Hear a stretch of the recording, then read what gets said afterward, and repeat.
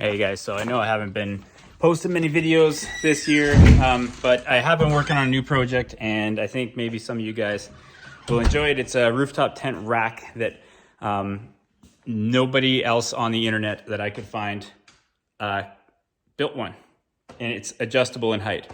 So I'm gonna show you how I built it because I've tried pitching it to a couple of companies. They told me it's not pretty enough to bring to market. It's too ugly. So I'll show you guys how to make it yourself. All right, so this is the rack. This is how it works.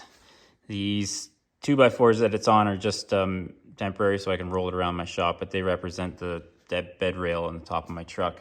It just bolts straight down, one bolt per corner. It was a piece of angle originally to mount on the inside of the bed rail, but it didn't work with my tonneau cover. So I can, this is about 5 inches from bed rail to the top of here. This is 1.5 inches. This is just 3-inch C-channel, nice and strong. And it's about 5 inches to the top of there. So I can actually roll up a roll-up tonneau cover under this, but the mount wouldn't work with the channel.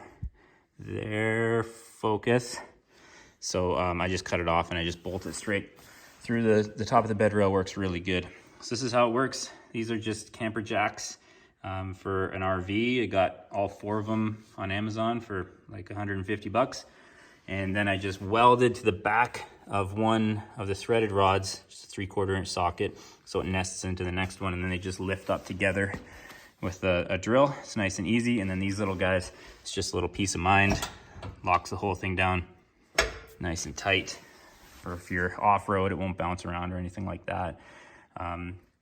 Yeah, it's nice and strong, very little deflection in these cross members. And then up above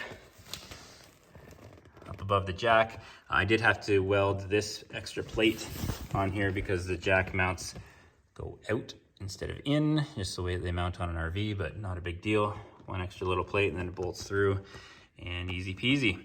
Another piece of 3-inch channel that the tent mounts on. So it's not so bad, and it works really great. So this right now, the top of the bed right here is about flush with the top of my cab, so that the latter part sticks up a little bit above the cab, but I don't know why this isn't focusing. And yeah, it works great. I'm about 200 bucks worth of steel into it, 150 for jacks, call it 50 bucks for hardware and a rattle can of spray paint. And yeah, under $400 for this rack, and it works really well.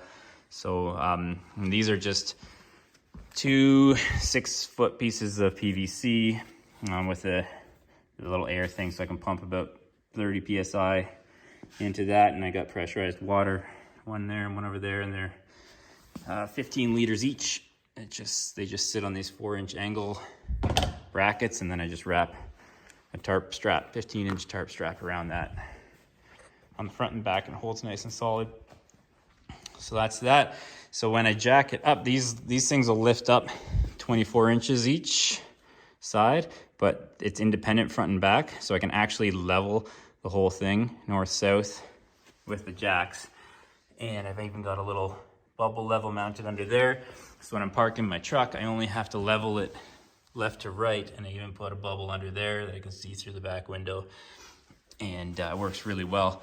And then the awning, this thing mounts onto a piece of 4-inch channel, or 4-inch angle iron, sorry, and then, or sorry, 3-inch angle iron, and then it mounts into this channel with a bolt in there, and then the nut on the inside of this crossbar is welded in. So I just have to get a wrench into there. I loosen off the bolt front and back, and then this whole thing slides forward because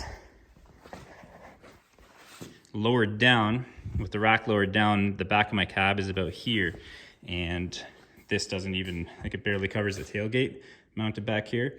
So when I lift it up, I can slide the awning forward 12 inches. It brings it up nice and tight here, covers the tailgate. Works really great. And then I just tighten the bolts down and it's nice and solid. The only other thing that was an issue with it was lateral support. So left to right, even when this thing's jacked way up in the air, it's super solid. There's no wiggle this way. with the tent open and with people up there. Doesn't move at all. With it really high in the air, there is a little bit of movement front to back on the truck, just the way that it's built. So I've got these straps, just a simple cam strap with a hole there, and then up at the top there's a hole up there, and then I just quickly rip those straps nice and tight, one on each side, and then it's rock solid. It doesn't move anywhere. It's not a big deal, like we slept up there without even those up there and you don't even notice it moving around, but with those straps on, super simple cam straps, and it's rock solid.